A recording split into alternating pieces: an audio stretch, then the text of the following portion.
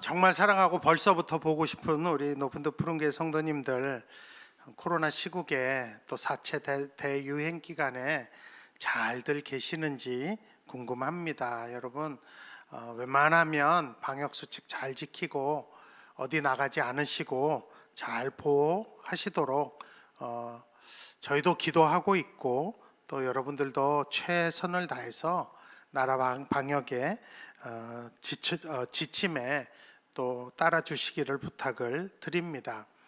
요즘 코로나 시국이라 혼자 있는 시간들이 많아서 많은 분들이 드라마나 영화를 집에서 많이 보시는 것 같습니다. 저도 과거에는 하지 않던 행동인데 집에서 영화도 보고 드라마도 봅니다. 여러분들은 어느 장르의 영화나 드라마를 좋아하시는지 모르겠습니다. 아마 사람마다 다 다르겠죠. 근데 진짜 한번 빠져들면 헤어나올 수 없는 게 이 국내외 시리즈 드라마나 영화인 것 같습니다. 저는 개인적으로 단순해서 액션물을 참 좋아합니다. 특히 이 중국 무협 영화나 무협 드라마는 거의 100%가 다 이 복수 스토리로 이루어져 있습니다. 억울한 죽임을 당한 가족이나 동료를 위해서 평생을 복수에 힘쏟으며 살고 복수하면 끝나는 것이 대부분 스토리입니다. 왜 이렇게 수많은 영상물들이 복수라는 스토리를 다루고 있을까요? 그것은 아마도 사람들이 가장 잘 공감할 수 있는 일상적인 소재 중에 하나이기 때문이라고 생각을 합니다. 세상 모든 사람들 가운데는 나름대로의 억울함이 다 있습니다. 이 억울함이라는 이 감정은 우리의 삶에 큰 영향력을 미치는 것을 아실 것입니다. 아무리 평소에 잘해주고 베푸른 사람이라도 한번 그 억울함이 들어가면 이때까지의 몇 년이든 몇십 년이든 관계가 그냥 하루아침에 다 뒤집혀 버리는 일들이 있습니다.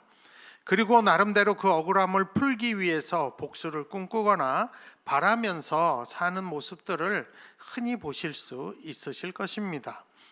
이 세상에선 어차피 크게든 작게든 불의한 일들도 있고 억울한 일들도 있기에 우리가 반드시 알아야 하는 하나님의 성품 중에 하나가 바로 재판장이신 하나님입니다. 사실 하나님께서 사람들의 불의함과 억울함을 푸시기 위해 제도적으로 만드신 것이 바로 재판입니다. 출애굽한 이스라엘의 지도자 모세가 제일 많이 한 게 재판입니다. 출애굽한 것만 해도 참 감사한데 왜 그리 이스라엘 사람들은 서로 싸웠는지 모릅니다. 출애굽기 18장에 가보면 모세가 하루 종일 그 억울한 사람들을 재판하는 장면이 나옵니다. 장인되는 이드로가 그 모습을 보면서 야, 너 이렇게 하다가는 오래 못 살 것 같다. 이렇게 살면 안 된다. 걱정을 합니다. 그만큼 이스라엘 사람들에게는 서로를 향한 억울함이 참 많았던 것 같습니다.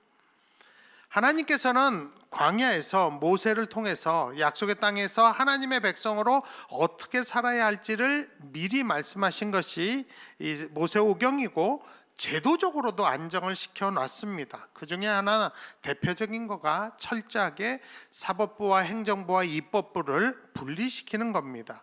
특별히 사법부 안에 재판하는 권위를 가진 재판장의 권위를 하나님은 보장하신 것을 알 수 있습니다. 출애굽기 22장 28절에 보면 너는 재판장을 모독하지 말며 백성의 지도자를 저주하지 말지니라 라고 합니다. 또한 신명기 17장 12절에도 사람이 만일 무법하게 행하고 내 하나님 여호와 앞에 서서 섬기는 제사장이나 재판장에게 듣지 아니하거든 그 사람을 죽여 이스라엘 중에서 악을 제하여 버리라. 꼭 죽여야 되는 악이 이 재판장을 듣지 않는 사법 질서를 어지럽히는 겁니다. 만약에 재판에서 위증을 할 경우 그 사람은 아주 철저하게 조직의 쓴맛을 보도록 보장해 놓으셨습니다. 신명기 19장 18절에서 19절을 보면 재판장은 자세히 조사하여 그 증인이 거짓 증거하여 그 형제를 거짓으로 모함한 것이 판명되거든 그가 그의 형제에게 행하려고 꾀한 그대로 그에게 행하여 너희 중에 악을 제하라. 그러니까 위증을 하면 아주 큰 손해를 본다는 것을 백성들 앞에 일벌백계해서 다시는 그런 짓 못하도록 만들어 놓은 제도입니다. 또한 재판을 집행하거나 주관하는 사람들에게도 아주 신중할 것을 성경은 경고하고 있습니다. 레위기 19장 15절을 보면 너희는 재판할 때에 불의를 행하지 말며 가난한 자의 편에 들지 말며 세력 있는 자라고 두둔하지 말고 공의로 사람을 재판하라고 합니다. 네, 이 모세오경에서뿐만 아니라 이것을 일상생활을 사는 잠언에서도 얘기하고 있습니다. 잠언 18장 5절에 악인을 두둔하는 것과 재판할 때에 의인을 억울하게 하는 것이 선하지 아니하니라 합니다. 또한 재판은 하나님께 속한 것이라고 하나님은 모세를 통하여 신명기 1장 17절에 말씀하고 계십니다. 재판은 하나님께 속한 것인즉 너희는 재판의 외모를 보지 말고 귀천을 차별 없이 듣고 사람의 낯을 두려워 말 것이며 스스로 결단하기 어려운 일이 있거든 내게로 돌리라 내가 들으리라. 이렇게 모세를 통하여 상소라는 제도를 보장하시고 이 재판에 신중하고 공정하라고 이게 재판이 하나님께 속한 거라고 강조하고 있습니다. 왜냐하면 하나님이 공의로우시고 하나님의 백성들이 억울한 것을 싫어하시기 때문입니다. 그래서 재판하는 것을 하나님의 일이라고 역대하 19장 6절에서 선포하고 있습니다. 거기 보면 재판관에게 이르되 너희가 재판하는 것이 사람을 위하여 할 것인지 여호와를 위하여 할 것인지 잘 살피라. 너희가 재판할 때 여호와께서 너희와 함께 하심이니라. 하나님이 재판에 특별한 관심이 있으시고 재판할 때 함께 하시기 때문에 재판관은 이게 사람을 위해서 할지 여호와를 위해 할지 이게 하나님의 일인지 사람의 일인지 잘 분간하고 살피라고 경고하고 있습니다. 왜 이렇게 하나님이 재판에 대해서 말씀을 하실까요? 그것은 하나님이 진정한 재판장이 되시기 때문입니다. 시편 7편 11절에도 하나님은 의로우신 재판장이시며 라고 하나님을 부르고 있습니다. 그렇다면 하나님이 의로우신 재판장이시라면 우리가 우리에게 물어야 할 질문이 있습니다. 그것이 바로 내 인생의 궁극적인 재판장이 누구인가 하는 것입니다.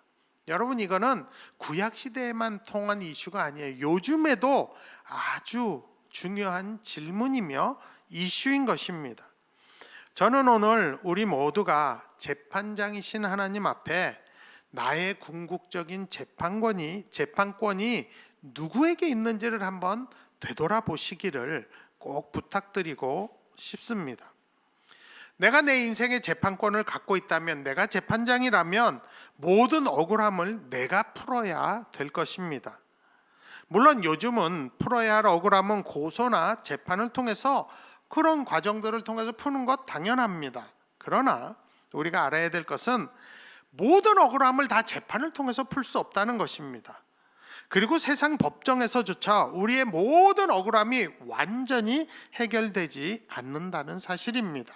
오히려 판결이 난 이후에 새로운 억울함과 새로운 원한이 생길 가능성이 높다는 것을 아실 것입니다. 우리 모두에게는 아직까지 풀리지 않은 억울함들이 크든 작든 간에 거의 누구에게나 다 있습니다. 그러므로 내 인생의 궁극적인 재판관이 누구인지에 따라서 내 인생의 질이 달라지게 됩니다. 내가 내 인생의 재판관이라면 우리 인생은 중국 무협이나 중국 영화와 같이 될 가능성이 농후합니다. 모든 것을 복수를 위한, 복수에 의한 복수의 삶, 오브 더 복수, 바이 더 복수, 포 더 복수 이렇게 됩니다. 얼마나 끔찍합니까? 여러분, 이 억울함이 지나친 사람들은 늘 화가 나 있어요. 그래서 뭔가 화풀이거리를 찾습니다. 그러다 보니까 주변에 있는 착한 사람들이 굉장히 피해 봅니다. 여러분 주변에 억울함에 늘 사무쳐서 진짜 그게 억울해서 늘 불평하고 저주하고 뭐 복수의 말을 하고 뭐 세상 불질러 버린다 그리고 이런 사람들이 옆에 있어 본 사람은 아마 아실 거예요. 처음에는 그래 저 사람 진짜 억울해 하다가도 계속 그런 말을 듣다 보면 나까지도 영향을 받게 되고 왠지 피하고 싶은 상황이 있으실 겁니다. 그런데 이런 시대를 사는 우리에게 우리 하나님은 오늘 그의 백성들인 우리에게 뭐라고 얘기해요? 내가 너의 재판장이라고 얘기하고 계신 것입니다. 내 인생의 궁극적인 재판장의 자리는 내 자리가 아니라 하나님의 자리라고 지금 말씀하고 계시는 것입니다. 여러분 우리가 살면서 우리에게 얼마나 상처와 억울함을 주는 원수와 왼수들이 얼마나 많습니까? 뭔가 진짜 꼭 복수하고 싶은 큰 원수부터 짜잘한 왼수들까지 참 집안에도 있고 학교에도 있고 직장에도 있고 이 도시에도 있고 저 도시에도 있고 이 나라에도 있고 저 나라에도 있다는 것을 아실 것입니다. 그러나 하나님은 이때 우리에게 원수들에 대한 재판권은 나의 재판권은 하나님께 있다고 지금 말씀하고 계십니다. 그래서 레위기 19장 18절에 보면 원수를 갚지 말며 동포를 원망하지 말며 내 이웃 사랑하기를 내 자신과 같이 사랑하라 나는 여호와이니라 합니다.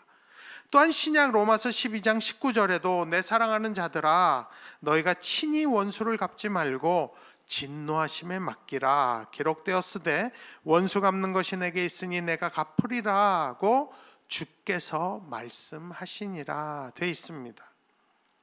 우리가 억울하고 속상한 일이 있으면 뭐 세상 법정까지 갈 수 있죠. 그러나 하나님께서는 우리의 궁극적인 재판권을 사람이나 재판, 세상 재판에만 있게 하지 말고 궁극적인 것은 하나님께 드리라고 지금 말씀하고 있으며 또한 친히 원수 갚지 말라고 말씀하고 계십니다. 왜냐하면 하나님이 참되시고 의로우시고 모든 걸 다 아시는 재판장이시기 때문이라고 합니다. 그래서 원수는 내가 갚지 않는 것이 하나님의 법이요 식입니다. 하나님께서는 요즘 그렇게 사는 자들을 찾아서 높이시기를 원하고 계십니다. 가장 대표적인 예가 다윗의 예일 것입니다. 여러분 다윗이 사울 왕의 사위가 되죠. 그러다 어느 날 미쳐갖고 다윗 죽이려고 장인어른이 사울 왕이 막 미쳐갖고 다닙니다. 사무엘상 24장에 보면 사울 왕이 다윗이 엔게디 광야에 숨어 있다는 첩보를 듣고 훈련된 군사 3,000명 뽑아갖고 다윗 잡으러 갑니다. 근데 사울 왕도 사람이죠. 그러니까 배가 아플 수도 있고 화장실에 가야 할 때가 있는 겁니다.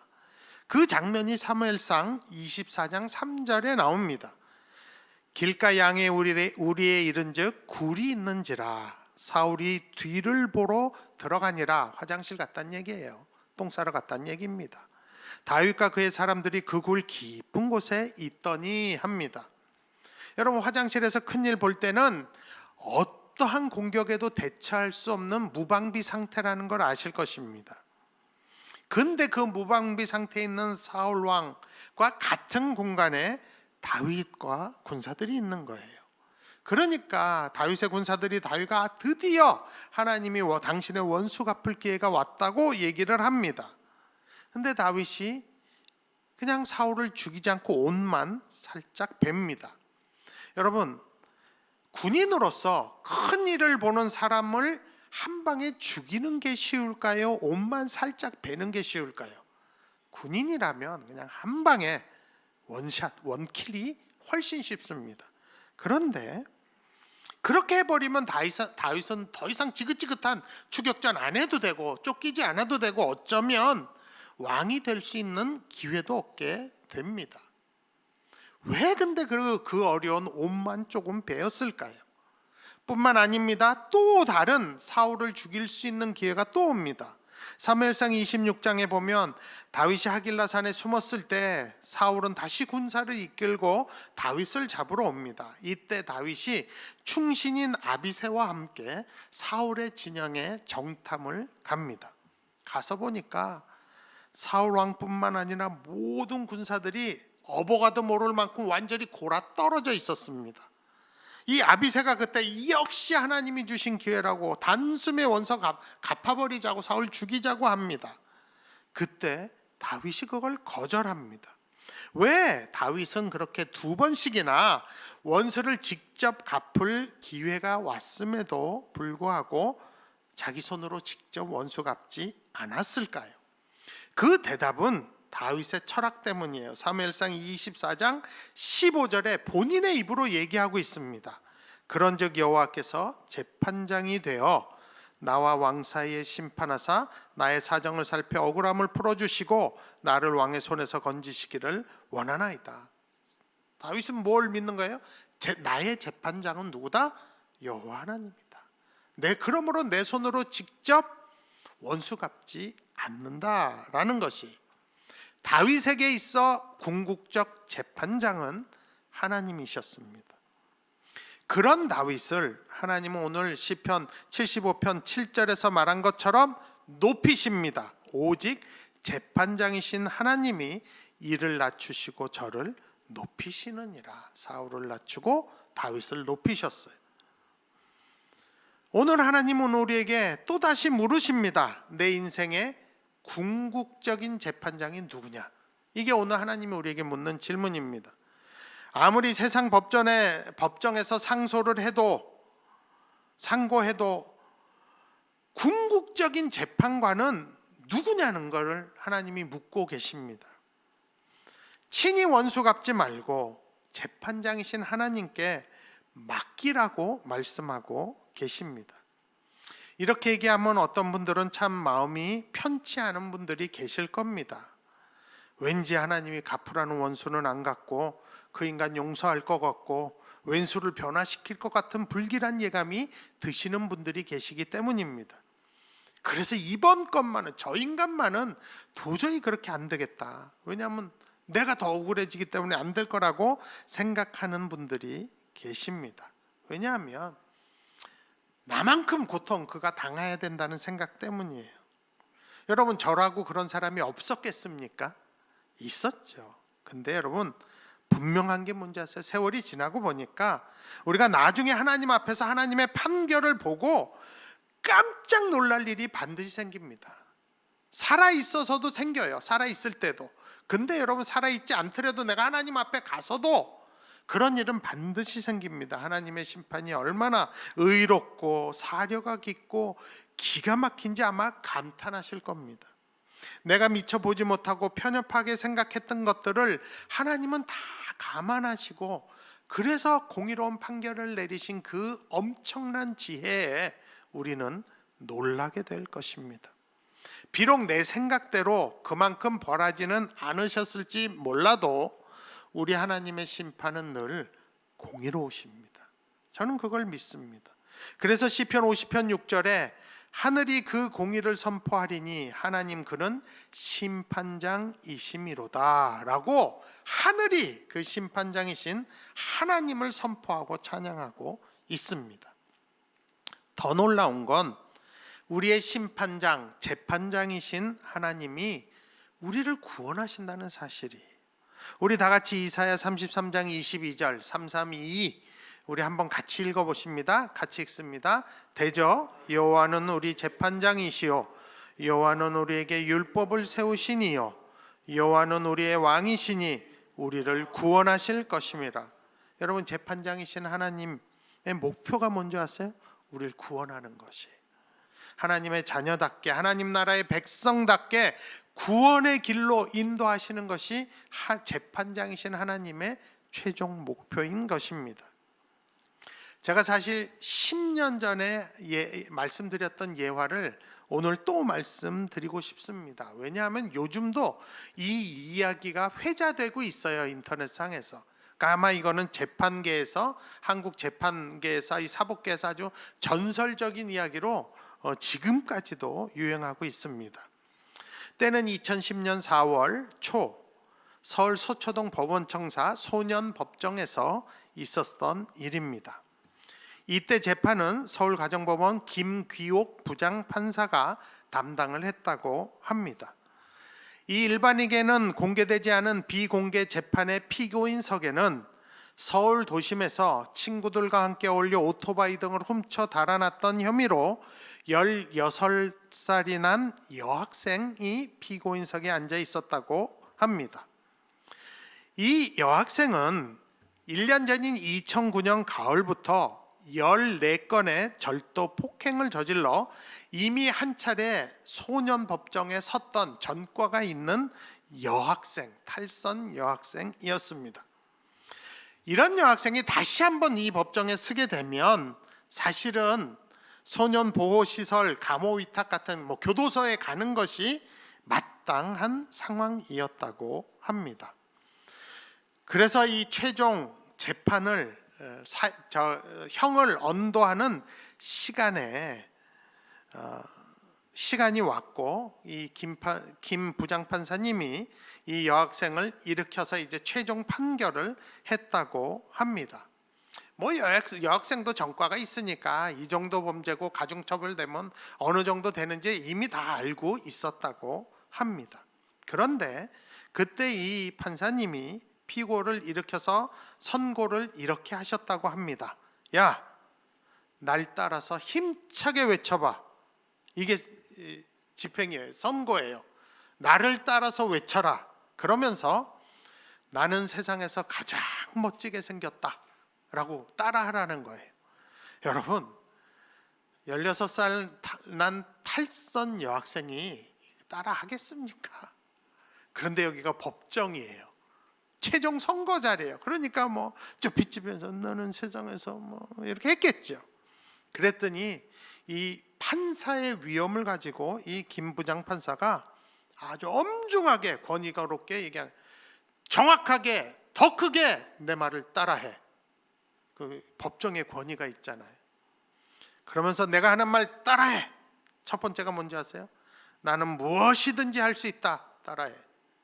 애가 얘기했죠. 나는 무엇이든지 할 수 있다. 더 크게 해. 나는 이 세상에 두려울 게 없다. 이 학생이 나는 이 세상에 두려울 게 없다. 더 크게 한 번 더 해. 이 세상은 나 혼자가 아니다. 그러니까 이 여학생이 이 세상은 나 혼자가 하고 이제 울음이 팍 터졌대요.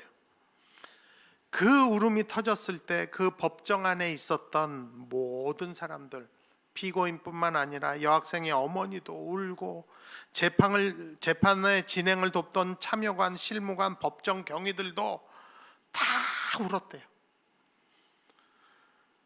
나중에 김 판사가 이러한 판결을 내리게 된 그 원인을 이제 말을 하면서 이 여학생이 범행에 빠져든 사정을 감안했기 때문에 이런 판결을 내렸다고 얘기했다고 합니다. 범행을 저지르기 전만 하더라도 2009년까지만 하더라도 이 여학생은 참 공부 잘하는 상위권에 있는 모범 학생이었다고 합니다. 늘 간호사 되기를 꿈꾸던 여학생이었어요. 그런데 어느 날 못된 남학생들에게 끌려가서 집단 폭행을 당하게 됐다고 합니다. 그 후유증으로 병원 치료를 받는데 자기 딸이 이렇게 된 것을 본 어머니도 까무라치시는데 신체가 마비될 정도의 병을 얻으셨대. 그것을 보니 여학생이 죄책감이 들고, 그러면서 막 이 억울함과 분이 올라오면서 그때부터 학교에서 겉돌기 시작하고 비행 청소년과 어울리면서 그 범행을 저지르기 시작했다고 합니다. 그래서 그 김 부장판사가 법정에서 그날 한 판결문에 보면 이렇게 얘기했다고 합니다. 이 아이는 가해자로 재판에 왔습니다. 그러나 이렇게 삶이 망가진 것을 알면 누가 가해자라고 쉽사리 말하겠습니까? 아이의 잘못이 있다면 자존감을 잃어버린 겁니다. 그러니 스스로 자존감을 찾게 하는 처분을 내려야 하는 것이 맞습니다. 그리고 내린 결론이 자기의 말을 따라라, 외쳐라, 크게 외치라는 것이었다고 합니다. 이렇게 온 법정이 눈물 범벅이 되고 그 아주 울고 있는 이 피고인 소녀를 이 법대 앞으로 불렀대요, 김 판사님. 그러면서 그에게 얘기했대요. 야, 이 세상에서 누가 제일 중요할까? 너야. 이 사실만 잊지 않으면 돼. 그러면 지금처럼 힘든 일도 이겨낼 수 있을 거야. 그리고 손을 쭉 하면서 손을 잡아줬대. 그러면서 이렇게 얘기했대요. 마음 같아서는 꼭 너를 안아주고 싶은데 우리 사이를 이 법대가 막 가로막고 있어서 손잡는 것만 할 수 있구나. 이것밖에 나는 못해줄 것 같아. 여러분, 이 재판이 비공개로 열렸지만 이게 지금도 레전드로 서울가정법원 내에 화제가 되어서 지금도 이 부장판사님 이름만 찍으면 지금도 나옵니다, 인터넷에. 저는 이 부장판사님과 대학 시절에 같이 신앙생활을 했던 사람입니다. 그래서 이분이 예수 믿는 사람인 거 알아요. 하나님을 믿는 분이라는 걸 제가 압니다. 그렇기 때문에 그 판사님의 삶을 통해서, 판결을 통해서 재판장이신 하나님 아버지의 모습을 볼 수 있습니다. 우리 삶의 깊은 상처들, 억울함들, 아픔들 다 헤아리시고 우리를 구원의 길로 인도하시는 재판장 되신 우리 여호와 하나님. 여러분, 이 하나님께 우리의 모든 재판장의 자리를 내드리고 원수 갚는 것을 좀 맡겨 드리지 않으시겠습니까? 오늘 우리가 스스로에게 꼭 고백하고 싶은 말이 있어요. 그건 뭐냐면 하나님이 나의 재판장이십니다. 하나님이 나를 아십니다 라는 고백입니다. 우리 내 귀에 들릴 만큼 이 고백을 우리 같이 한번 해줬으면 좋겠습니다. 우리 같이 고백합니다. 하나님이 나의 재판장이십니다. 하나님이 나를 아십니다. 여러분, 아무리 억울해도 직접 원수 갚지 마시고 재판장이신 하나님께 맡기시기 바랍니다. 우리가 할 일은 원수 갚을 일이 아니라 그 재판장이신 하나님을 끝까지 믿어드리고 그분을 사랑하며 그분을 예배하는 겁니다.